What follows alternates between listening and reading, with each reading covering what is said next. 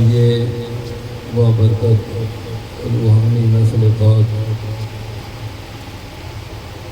سید الشہداء امام عالی مقام راکب دوش مصطفیٰ اور آپ کے رفقا شہیدان کربلا کی بارگاہ میں نذرانہ عقیدت پیش کرنے کے لیے عالمی روحانی تحریک انجمن سرفروشان اسلام لاہور کے آستانہ بے نقاب پذیر ہے۔ میں مبارکباد پیش کرتا ہوں امیر لاہور اور ان کی انتظامیہ، ان کے وہ رفقا جو بظاہر تو سامنے نہیں ہیں لیکن اس محفل پاک میں دام درہم قدم سخن بڑھ چڑھ کر حصہ لیا۔ اللہ تعالیٰ سب کو جزائے خیر عطا فرمائے۔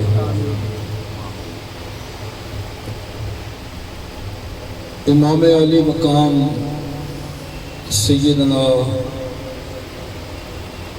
حسین رضی اللہ تعالیٰ عنہ کائنات کی وہ واحد ہستی ہیں کہ جن کی شہادت کی خبر ولادت کے ساتھ آئی۔ کائنات میں صرف ایک ہی ہستی ہے امام علی مقام جن کی شہادت کی خبر ولادت کے ساتھ آئی، اور ان کا شمار اہل بیت اطہار کے ان نفوس قدسیہ میں ہے جن کے بارے میں امام الانبیاء سرور کائنات سید عالم صلی اللہ علیہ وآلہ وسلم نے ارشاد فرمایا کہ حسن اور حسین یہ جنتی جوانوں کے سردار ہیں اور یہ میرے دو پھول ہیں۔ آپ نے فرمایا کہ میں ان سے محبت کرتا ہوں اور اپنی امت سے ارشاد فرمایا کہ تم بھی ان سے محبت کرو، اور پھر اللہ کی بارگاہ میں دعا دی کہ یا اللہ جو ان سے محبت کرے تو ان سے محبت کرے۔ امام علی مقام کی ولادت ہوئی تو ولادت سے پہلے ام فضل ابو الفضل کی بیوی نبی کریم کی چچی حضرت عباس کی زوجہ نبی کریم کی بارگاہ میں تشریف لائیں اور عرض کی یا رسول اللہ صلی اللہ علیہ وآلہ وسلم، حضور میں نے خواب دیکھا ہے اور وہ خواب بڑا بھیانک ہے۔ میرے آقا نے ارشاد فرمایا بیان کرو۔ عرض کی حضور وہ بڑا بھیانک خواب ہے۔ نبی کریم نے فرمایا بیان کرو۔ عرض کی حضور میں نے خواب میں دیکھا ہے کہ آپ کے جسم کا ٹکڑا کٹ کر میری گود میں رکھا گیا ہے۔ نبی کریم نے فرمایا یہ بڑی اچھی خواب ہے۔ میں فضل یہ بڑی اچھی خواب ہے، اور اس کی تعبیر یہ ہے کہ میری بیٹی فاطمہ کے گھر بیٹا ہوگا اور وہ تیری گود میں آئے گا۔ سبحان اللہ۔ وہ وقت آیا کہ امام علی مقام کی ولادت ہوئی، نبی کریم صلی اللہ علیہ وسلم کی گود میں دیا گیا۔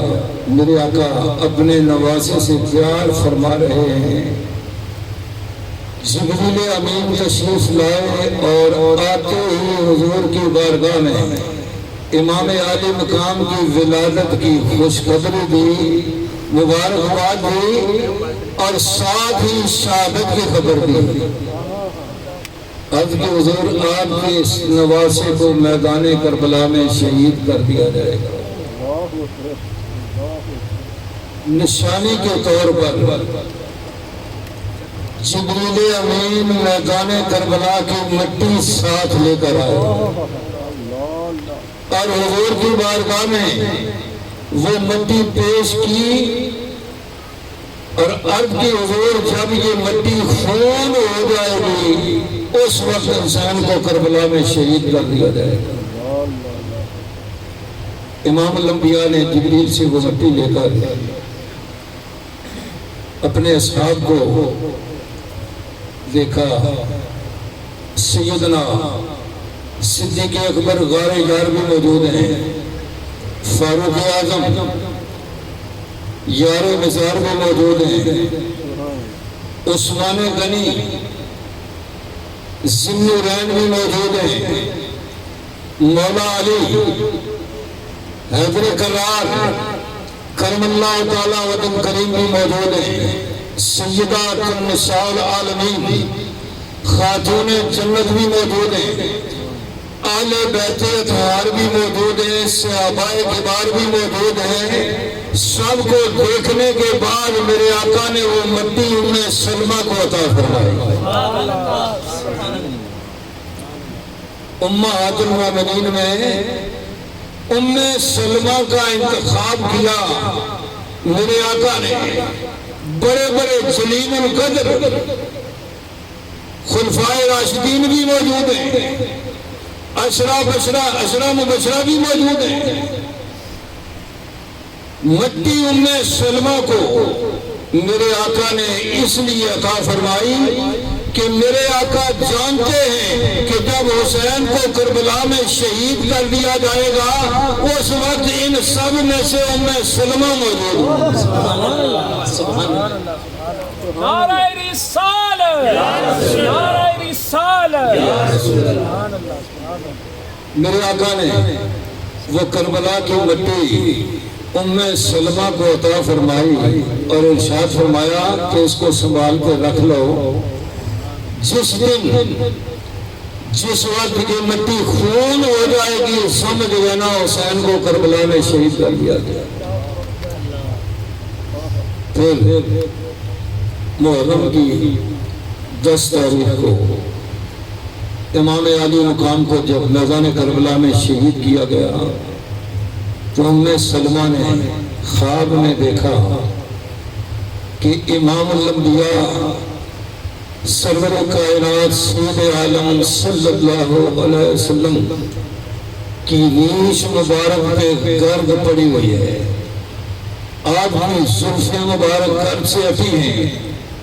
خواب میں دیکھ کر پریشان ہو گئی، یا رسول اللہ یہ کیا ہے؟ فرمایا ام سلمہ حسین کو کربلا میں شہید کر دیا گیا۔ ام سلمہ بیدار ہوتی ہیں، بیدار ہو کر فوراً اس بوتل کو دیکھتی ہیں جس میں وہ مٹی پڑی تھی، دیکھا وہ مٹی خون بن چکی ہے۔ ام سلمہ نے اعلان کیا کہ آج امام الانبیاء کے نواسے کو کربلا میں شہید کر دیا گیا ہے۔ حضرات گرامی، آج نبی کریم کے اس نواسے کی یاد میں، ان کی شہادت کی یاد میں آج کی یہ بابرکت روحانی محفل پاک انعقاد پذیر ہے۔ اللہ پاک نے قرآن کریم میں ارشاد فرمایا قل لا اسألکم، فرمایا محبوب اپنی امت سے فرما دیجئے کہ میں تم سے کوئی سوال نہیں کرتا، میرا تم سے کوئی سوال نہیں ہے۔ علیہ اجرن، اس بات کے اجر کا کوئی سوال نہیں ہے۔ الا المودۃ فی القربى، تمہیں جو اندھیروں سے نکال کر روشنی کی طرف لایا ہوں، گمراہیوں سے نکال کر ہدایت کی طرف لایا ہوں، تمہارے لیے ہدایت کا جو پیغام لایا ہوں، اس تبلیغ کے بدلے میں تم سے کوئی سوال نہیں کرتا۔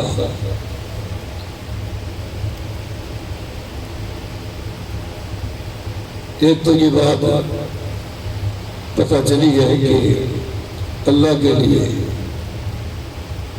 جو لوگ نکلتے ہیں وہ اس کی اجر کی لالچ نہیں رکھتے،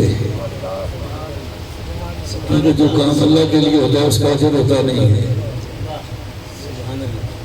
یہ ویسے ذاتی طور پہ اپنی حیثیت میں جو کچھ بھی ہم خدمت کرتے ہیں یہ اجر میں نہیں آتی۔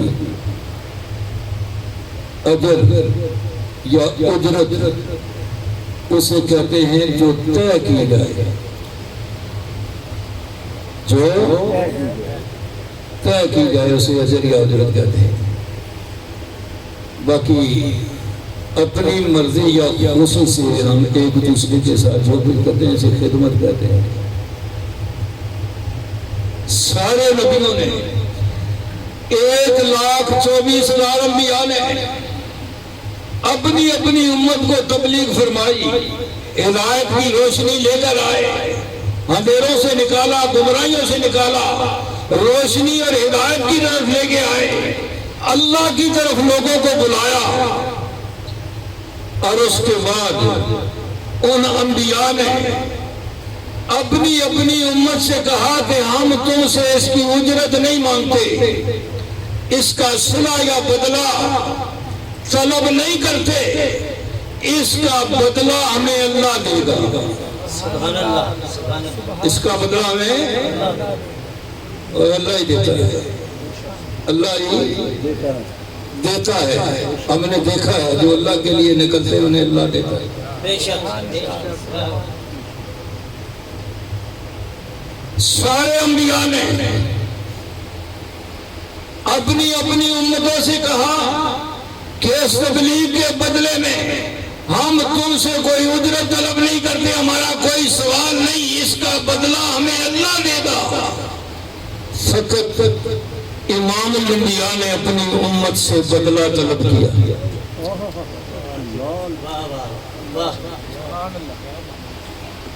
اس بات سے آپ اندازہ لگا لیں کہ یہ بدلہ اس کی اہمیت کتنی ہے۔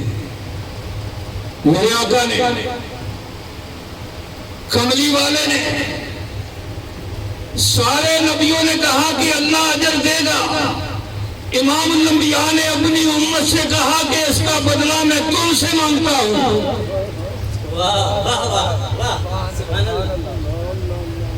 اس کی اہمیت کا اندازہ لگاؤ کہ بدلہ کیا ہوگا اور اس کی اہمیت کیا ہوگا۔ فرمایا میرا سوال اجرت کا نہیں، میں تم سے اور کوئی چیز نہیں مانگتا، الا المودۃ فی القربى، فرمایا اس کا بدلہ یہ ہے کہ میرے قرابت داروں کے ساتھ کمال درجے کی محبت کرو۔ سبحان اللہ، نعرہ تکبیر، نعرہ رسالت، نعرہ رسالت، نعرہ حیدری، نعرہ غوثیہ، زبان کے ساتھ دل بولا، علی مولا، علی مولا، زبان کے ساتھ دل بولا، علی مولا، علی مولا، سبحان اللہ، سبحان اللہ۔ شریعت کے چاروں امام، امام اعظم ابو حنیفہ رضی اللہ تعالیٰ، امام مالک، امام احمد ابن حنبل، چاروں، امام شافعی، چاروں امام اپنے اپنے دور میں اہل بیت اطہار کی محبت کا درس دیتے رہے، بے شک، بے شک، اور اس کی پاداش میں مشکلیں بھی جھیلنا بڑی، سزائیں بھی ملی، لیکن چاروں ائمہ کا یہ فیصلہ ہے کہ اہل بیت اطہار کی محبت ایمان کا مرکز ہے اور ایمان کے لیے لازمی اور ضروری ہے۔ جو امام الانبیاء کی اہل بیت کے ساتھ محبت نہیں کرتا اس کے ایمان میں فرق ہے. اور ہم جن کو مانتے ہیں ہمارے اکابرین اولیاء کاملین، ان کی ساری تعلیمات کے اندر یہ باتیں موجود ہیں کہ نبی کریم کی اہل بیت کے ساتھ کمال درجے کی محبت کی جائے. پروردگار عالم نے ارشاد فرمایا لا اسألکم علیہ اجرا الا المودۃ فی القربى، میرے قرابت داروں کے ساتھ مودت کرو. مودت اس محبت کو کہتے ہیں کہ جس کے بغیر انسان کا جینا محال ہو. اس کی عام جو مثال دی جاتی ہے وہ پانی اور مچھلی کی مثال دی جاتی ہے کہ مچھلی کو پانی کے ساتھ اتنی محبت ہے کہ جدا کر دیا جائے تڑپ کر جان دے دیتی ہے، زندہ نہیں رہ سکتی. اہل بیت اطہار، نبی کریم کی اہل بیت اطہار کی محبت اتنی ضروری ہے کہ اس کے بغیر انسان کا ایمان باقی نہیں رہ سکتا. امام شافعی آپ نے اہل بیت اطہار کی محبت کا درس دیا. اہل بیت اطہار کی محبت کو جب بیان فرمایا تو کچھ لوگوں نے یہ فتویٰ دے دیا کہ شافعی رافضی ہو گیا ہے، شیعہ ہو گیا ہے. امام شافعی نے ارشاد فرمایا لو کان رفضا حب آل محمد فلیشہد الثقلان انی رافضی. فرمایا کہ اگر کملی والے کی اہل بیت کی محبت نفس ہے تو دونوں جہان گواہ ہو جائیں شافعی رافضی ہے. اس کا مطلب کیا ہے؟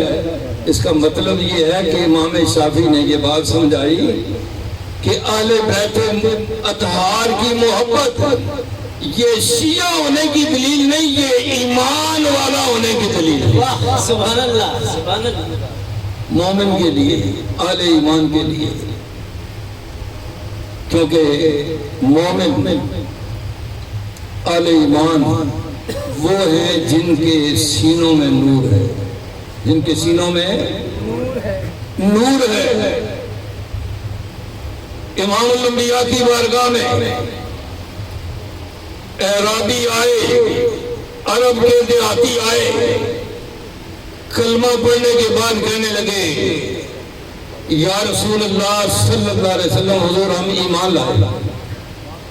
اللہ پاک نے فرمایا قل لم تؤمنوا، فرمایا محبوب نے فرماؤ ایمان نہیں لائے ہو، ولیکن قولوا اسلمنا، کلمہ پڑھا ہے زبان سے تو اسلام میں داخل ہوئے ہو. فلما يدخل الایمان فی قلوبکم، مومن اس وقت ہوگے جب ایمان کا نور تمہارے قلب میں داخل ہو جائے. اور جب نور قلب میں داخل ہوتا ہے تو انسان کا قلب بیدار ہوتا ہے، قلب بیدار ہوتا ہے. پھر اللہ کے ذکر کے نور کی وجہ سے انسان کا قلب صاف ہوتا ہے، پاک ہوتا ہے، سینہ منور ہوتا ہے. پھر ذکر کرتے کرتے جب قلب بالغ ہو جاتا ہے تو اس میں سوچنے اور سمجھنے کی طاقت آ جاتی ہے. سوچنے اور سمجھنے کی جب قلب بالغ ہوتا ہے. پروردگار عالم نے ارشاد فرمایا وَلَقَدْ ذَرَأْنَا لِجَهَنَّمَ كَثِيرٌ مِّنَ الْجِنِّ وَالْإِنسِ، فرمایا جنوں اور انسانوں کی بڑی تعداد جہنم کے لیے بنائی ہے. کیوں جہنم کے لیے بنائی ہے؟ فرمایا لَهُمْ قُلُوبٌ، فرمایا ان کو میں نے قلب عطا کیے ہیں، ان کے سینوں میں قلب موجود ہے، لا يفقهون بها، ان میں سمجھ نہیں ہے. سبحان اللہ، سبحان اللہ. قلب ہر انسان کے اندر موجود ہے لیکن سمجھ سب میں نہیں ہے، سمجھ صرف ان قلوب میں ہے جو اللہ کے ذکر سے زندہ بیدار ہوتے ہیں، سبحان اللہ، جو منور ہوتے ہیں، جن میں ایمان کی روشنی آتی ہے۔ اور جب قلب منور ہوتے ہیں، ان میں نور آتا ہے، سینے روشن ہوتے ہیں، قلب میں سمجھ آتی ہے، پھر پتہ پڑتا ہے کہ آل بیت اطہار کی محبت کیا چیز ہے۔ واہ سبحان اللہ، سبحان اللہ، اس سے پہلے نہیں سمجھ آتی۔ زبانی غلامی بہت سارے لوگ ہیں آل بیت کی محبت کے دعوے دار، نعرے لگانے والے۔ آج کل تو یہ اتنا مشکل مسئلہ نہیں ہے، سوشل میڈیا پہ ساری چیزیں موجود ہیں، آپ دیکھ لیں۔ خالی پیلی نعرے لگانے والے کون ہیں؟ آل بیت اطہار کے نقش قدم پہ چلنے والے کون ہیں؟ سبحان اللہ، آل بیت اطہار کی میراث کن لوگوں کے پاس ہے؟ اور کون صرف زبانی محبت کے دعوے دیادار ہیں؟ یہ ساری چیزیں اوپن ہو چکی ہیں، ہر جگہ آپ کو مل سکتی۔ تو حضرات محترم، اللہ پاک نے یہ جو امام شافعی نے فرمایا نا کہ آل بیت اطہار کی محبت ایمان کے لیے لازمی ہے، بلکہ آپ نے فرمایا کہ آل بیت اطہار کی محبت ایمان والوں کے لیے فرض ہے۔ سبحان اللہ، سبحان اللہ، ایمان والوں کے لیے فرض ہے، اس لیے کہ یہ اللہ کا حکم ہے، اور اللہ کا جو حکم ہوتا ہے وہ اہل ایمان کے لیے فرض کا درجہ رکھتا ہے یا واجب کا درجہ رکھتا ہے۔ اس لیے میرے امام نے فرمایا کہ فرض ہے۔ اور یہ امام، یہ جو شریعت کے امام ہیں، ان میں چاند فروئی جو مسائل ہیں ان میں اختلاف ہے، عقیدے کا اختلاف نہیں ہے۔ شریعت کے چاروں اماموں میں عقیدے کا اختلاف نہیں ہے، اور جو فروئی مسائل میں اختلاف ہے وہ بھی اتنا ہے کہ امام شافعی امام اعظم ابو حنیفہ کے مزار پر حاضری کے لیے حاضر ہوئے تو انفی طریقے سے نماز پڑھی۔ آپ کے ساتھ جو دوست تھے، شاگرد تھے، ماننے والے تھے، انہوں نے عرض کی کہ امام آپ تو اپنی فکر رکھتے ہیں اور یہاں کے انفی طریقے سے نماز پڑھی۔ فرمایا اتنے بڑے امام کے پاس آ کر میں اپنے طریقے سے نماز پڑھوں مجھے حیا آتی ہے۔ ان کا تعلق آپس میں ایسا ہے، اور آج تو آل بیت اطہار اور نبی کریم کے اصحاب کو ایسے پیش کیا جا رہا ہے جیسے کہ جدی پشتی ان کی دشمنی چلی آ رہی ہے۔ حالانکہ تینوں خلفائے راشدین کے دور میں جناب حیدر کرار مولا علی ان کے مشیر اعلیٰ رہے۔ اپنے مخالف کو کوئی مشیر تو نہیں بناتا، اپنے مخالف کو کوئی مشیر تو نہیں بناتا، ایک دوسرے سے محبت کرتے ہیں۔ جو فروئی اختلاف ہوتے ہیں وہ ایک گھر میں دو بھائیوں کے درمیان بھی ہو جاتے ہیں، وقتی ہوتے ہیں، وہ دشمنی نہیں ہوتی، وہ نسلوں تک نہیں چلتے۔ امام علی مقام سیدنا حسین رضی اللہ تعالیٰ عنہ مولا علی کے دوسرے صاحبزادے، مولا علی کے دوسرے صاحبزادے، جناب حیدر کرار مولا علی نے 9 شادیاں کی۔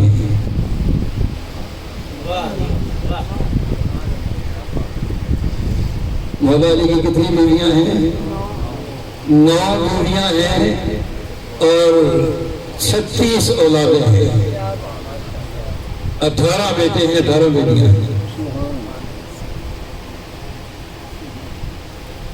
اور امام حسین کی 5 بیویاں ہیں اور 6 اولادیں ہیں. تو حضرات گرامی میں یہ عرض کر رہا تھا پروردگار عالم نے ارشاد فرمایا الا المودۃ فی القربى، فرمایا امام الانبیاء نے کہ میرے قرابت داروں کے ساتھ کمال درجے کی محبت کرو. یہ جو لفظ استعمال ہوا نا قرابت دار فی القربى، یہ اس لیے ہے کہ اس میں بہت سارے اور لوگ بھی آ جاتے ہیں. یہ قرب سے ہے، جتنا کوئی کسی کے قریب ہوتا ہے. میرے آقا کے قرب میں سب سے پہلے اہل بیت اطہار آتے ہیں، کیونکہ روحانی قرب بھی ہے اور خونی قرب بھی ہے. سبحان اللہ. روحانی قرب بھی ہے اور جسمانی قرب بھی، خونی رشتہ دار دونوں طرف سے. اس کے علاوہ جو بھی میرے آقا کے قریب آتا گیا وہ اپنے درجے بڑھاتا گیا. اور وہ ہستیاں ایسی ہیں جن کے ساتھ مردہ قلوب والے آج بھی بغض رکھتے ہیں، میرے آقا نے ان کو قیامت تک اپنا قرب عطا فرمایا ہے. سبحان اللہ سبحان اللہ. یہ بھی قرب ہے، یہ بھی قرب ہے. گنبد خضرا کے اندر سیدنا صدیق اکبر، سیدنا فاروق اعظم، میرے آقا نے ایسا قرب عطا فرمایا ہے کہ جو بھی کملی والے کی بارگاہ میں درود و سلام کے نذرانے لے کر پیش ہوتا ہے وہ ان دونوں کی بارگاہ میں بھی سلام کے نذرانے پیش کرتا ہے. سبحان اللہ سبحان اللہ سبحان اللہ. اور ایک قرب امام الانبیاء نے سلمان فارسی کو عطا فرمایا. سلمان فارسی فارس سے آئے، آباء و اجداد آتش پرست ہیں، آگ کی پوجا کرنے والے. آپ کو اللہ نے جس کو ہدایت دیتا ہے اللہ، آپ کو یہ پسند نہیں تھا آگ کی پوجا کرنا. گھر بار چھوڑ کر گھر سے نکلے حق کی تلاش میں، حقیقت کی تلاش میں، گھومتے ہوئے غلامی کی زندگی گزارتے ہوئے میرے آقا کے قرب میں پہنچے. نبی کریم نے ایسا قرب عطا فرمایا کہ حضور نے سلمان فارسی کی وہ قیمت ادا کی کو جو کوئی بھی ادا نہیں کر سکتا. جناب سلمان فارسی یہودی کے باغ میں مالی کا کام کرتے تھے. نبی کریم کی خبر پہنچی، میرے آقا کی بارگاہ میں حاضر ہوئے. مالک کو پتہ چل گیا. اس نے کہا، مالک نے کہا ایک سونے کی حد بتائی کہ اتنا سونا لے کے آؤ. اسے پتا تھا غلام ہے، کہاں سے سونا لے کے آئے گا، کون سونا دے گا اس کو، یہ تو پہلے ہی غلام ہے. اور 300 پودے فرمایا کھجوروں کے میں لگاؤں، پنیری وہ بڑے ہو جائیں، ان کے ساتھ پھل لگ جائے، پک جائے، تیار ہو جائیں، پھر تمہیں آزاد کروں گا. 100 سال کے بعد کھجور کے ساتھ پھل لگتا ہے.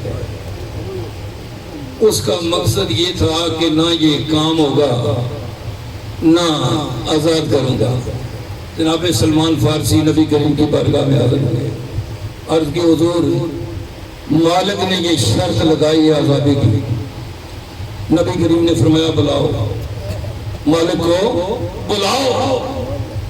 میرے آقا نے اس کی ڈیمانڈ کے مطابق سونا جمع کیا اور اس یہودی کے پاس جا کر فرمایا بتاؤ کہاں پہ پودے لگانے، پودے لے کر آؤ. وہ 300 پودے لے کر آیا. نبی کریم نے سونا بھی دیا اور 300 پودے لگائے.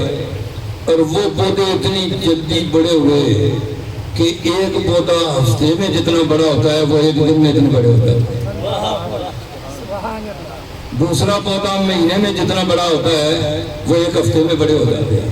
چند دنوں میں وہ پودے تیار ہو گئے, کھجوریں لگ گئی, پک کر تیار ہو گئے. حضور نے فرمایا آؤ بلاؤ اس کو. بلایا گیا, فرمایا دیکھ لے, چیک کر لے. جب اس نے چیک کیا تو 3 پودے اتنے ہی تھے. 297 پودے مکمل تھے, 3 پودے اتنے ہی تھے. میرے آقا نے ارشاد فرمایا یہ پودے کس نے لگائے ہیں؟ صدیق اکبر نے عرض کی یا رسول اللہ یہ تھوڑے ٹیڑھے ہو گئے تھے, میں نے نکال کر دوبارہ لگائے ہیں. حضور نے فرمایا ایسی نہیں. تو جب صدیق اکبر جیسی ہستی امام الانبیاء کے برابری نہیں کر سکتی تو کائنات میں کون ہے جو کملی والے کے برابر ہو؟ نعرہ رسالت، نعرہ رسالت، سبحان اللہ. میرے آقا نے اس کے یہودی کے کھڑے کھڑے وہ پودے دوبارہ نکال کر پھر لگائے اور وہ کھڑے کھڑے اسی وقت بڑے ہوئے تیار ہوئے پر لگا تھا. یہودی کی ڈیمانڈ پوری کر کے میرے آقا سلمان فارسی کو لے کر آئے. سلمان فارسی کو لے کر آئے. حضرات گرامی, جو لوگ اللہ کے لیے, حق کے لیے, حقیقت کی تلاش کے لیے اپنا سب کچھ چھوڑتے ہیں, میرے آقا ان کو ویسے ہی نہیں چھوڑتے. نبی کریم ان کو ویسے ہی نہیں چھوڑتے. ساری برادری, سارا خاندان, سارا قبیلہ چھوڑ کر سلمان فارسی میرے آقا کے قرب میں آئے. نبی کریم نے ایسا قرب عطا کیا کہ ارشاد فرمایا سلمان و اہل بیت ہی, فرمایا یہ میری اہل بیت. سبحان اللہ. سیدی مرشدی یا نبی یا نبی, غلام ہے رسول کے غلام ہیں, غلامی رسول میں موت بھی قبول ہے, تو ہو نہ عشق مصطفیٰ زندگی فضول ہے.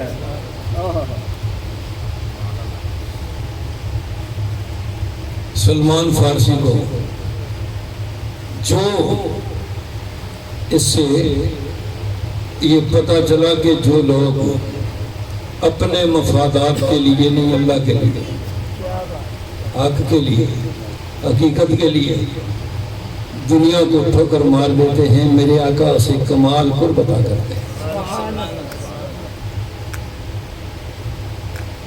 جو حق کے لیے, یہ جو دنیا کے حالات ہیں نا یہ اوپر نیچے ہوتے رہتے ہیں. میرے مرشد کریم نے اس وقت کی بات مجھے ارشاد فرمائی تھی جب پنجاب کے اندر میری ڈیوٹی لگی تھی. سرکار نے فرمایا نشید و فراد آئیں گے, گھبرانا نہیں. آپ نے بھی دیکھا آتے رہے نشید و فراد گزرتے رہے. جو اللہ کا ذکر چھوڑ کر پیچھے ہٹ کے بیٹھ گئے انہوں نے اپنا نقصان کیا ہے, اللہ کا نقصان نہیں. ساری دنیا بھی اس کا ذکر چھوڑ دے تو وہ پھر بھی اللہ ہی ہے, اس کی شان میں کوئی فرق نہیں آتا. یہ جو ہمارے درمیان فرق ہے نا یہ ہم نے خود ہی پیدا کیا ہے. آج ہم اللہ کے لیے ہو جائیں تو ہمیں کمال کو مل سکتا ہے. اسی لیے داتا علی حجویری کے ساتھ ہم اس لیے پیار کرتے ہیں کہ ان کو کملی والے نے اپنا قرب عطا کیا ہے. خواجہ اجمیری کے ساتھ ہماری محبت اس لیے ہے کہ کملی والے نے قرب عطا کیا ہے. پیران پیر دستگیر سیدنا غوث العالم کے ساتھ ہماری محبت اس لیے ہے کہ کملی والے نے قرب عطا کیا ہے. اور جو حق کی خاطر نکلتے ہیں ان کو قرب ملتا جاتا ہے. ان کو ساری دنیا بھی دشمن ہو جائے انہیں پرواہ نہیں ہوتی. دنیا کے حالات تبدیل ہوتے رہتے ہیں. دیکھو نا 20 سال کے بعد آج افغانستان پر طالبان نے قبضہ کر لیا ہے. 20 سال ٹھوکریں کھاتے رہے, اپنی کوشش کرتے رہے, مارتے رہے, مرتے رہے, آج قبضہ کرے. دنیا کے حالات اوپر نیچے ہوتے رہتے. کامیاب میدان کربلا کا میدان ہمیں یہ درس دیتا ہے کہ کامیاب وہ ہوتے ہیں جو حق کی خاطر ڈٹ جاتے ہیں، کھڑے ہو جاتے ہیں، حالات کے ساتھ سمجھوتا نہیں کرتے۔ یہ درس ہے کربلا کا ہمارے لیے، ایمان والوں کے لیے، جن کے سینوں میں نور ہے ان کے لیے۔ ورنہ بیعت قبول کر لیتے، خاندان بھی بچ جاتا، باقی ساری چیزیں بھی، وطن بھی، گھر بار بھی، سب کچھ بچ جاتا۔ لیکن امام عالی مقام نے یہ درس دیا ہے کہ اگر اندر سے ایمان پکا ہو تو بندہ گھبراتا نہیں، بندہ چاہے سب کچھ بھی قربان کرنا پڑے۔ میرے مرشد کریم نے ارشاد فرمایا، یہ جو قربانی ہے نا 10 محرم کی، اس سے پہلے 10 ذی الحجہ کو بھی قربانی ہے۔ یہ اللہ پاک کا بڑا فضل ہے اپنے حبیب کی امت پہ کہ ان کا سال شروع میں قربانی سے ہوتا ہے، ختم بھی قربانی پہ ہوتا ہے۔ سرکار مرشد